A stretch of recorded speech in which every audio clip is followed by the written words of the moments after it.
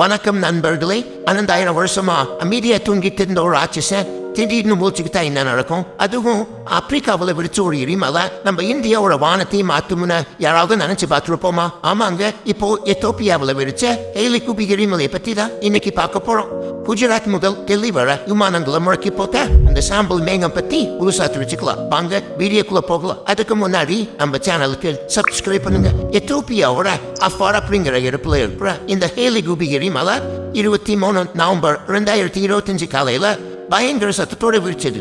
சும்மா சாதாரண வெடிப்புலன்னு இதுல இருந்து வந்த புகை வானத்துல சுமார் 16 கிலோமீட்டர் உயரத்துக்கு எழும்பி இருக்கு.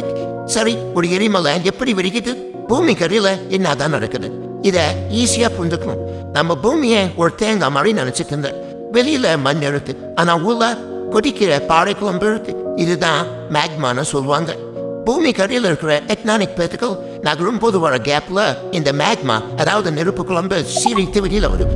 இந்த வெடிப்புக்கு முக்கிய காரணம் எத்தோப்பியா அமைஞ்சிருக்கிற இடம். ஹேலிகுபி எரிமலை அஃபார் முக்கோணம், அதாவது அஃபார் ட்ரையாங்கிள்ங்கிற இடத்துல இருக்கு. இது ஈஸ்ட் ஆப்பிரிக்கன் ட்ரிஃப்ட் சிஸ்டம்ல ஒரு பகுதி. பூமியோட மேற்பரப்ப ஒரு சிக்ஸாக் பசிலி மாதிரி கற்பனை பண்ணிக்கோங்க.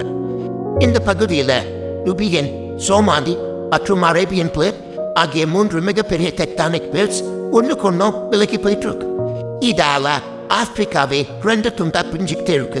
இதோட நகர்வாலதான் பூமியோட மேலோட மெல்லிசாகி விரிசல் விட்டு அந்த கேப்ல எரிமலை குழம்பு, அதாவது மேக்மா வெளியில சீரிட்டு வந்துருக்கு. உழுப்புல இருந்த மேக்மா வெளியில வந்தா அதெல்லாம் இந்த மேக்மா பூமி கடியில பயங்கரமான அழுத்தத்துல இருக்கும். ஒரு சோடா பாட்டில நல்லா புழுக்கிட்டு திறந்தா என்ன ஆகும்? கேஸோட எல்லா பொங்கிக்கிட்டு வெளியில வரும் இல்லையா? அதேதான் இங்கேயே நடக்குது. அப்படி வெடிச்ச எரிமலையோட சாம்பல் எப்படி எத்தோப்பியாவில் இருந்து இந்தியாவுக்கு வந்துச்சு? பூமிக்கு மேல ஜெட் ஸ்ட்ரீம்ஸ் அப்படின்னு சொல்லப்படுற அதிவேக காத்துகள் வீசும். எரிமலையோட புகை 14 கிலோமீட்டர் உயரத்துக்கு போனதால அந்த எரிமலை சாம்பல் ரொம்ப உயரத்துக்கு போய் அந்த வேகமான காத்துல மாட்டிக்கிச்சு. அது செங்கடல், ஓமன், அரபிக்கடல் வழியா பயணம் செஞ்சு நேரா நம்ம குஜராத், ராஜஸ்தான் அப்புறம் டெல்லி பக்கம் நுழைஞ்சிருச்சு. கிட்டத்தட்ட 4000 கிலோமீட்டர் பயணம். இதனால ஏன் விமானங்களை ரத்து செய்யணும்? வெறும் தூசி தானே இது? சாதாரண மண் தூசி கிடையாது.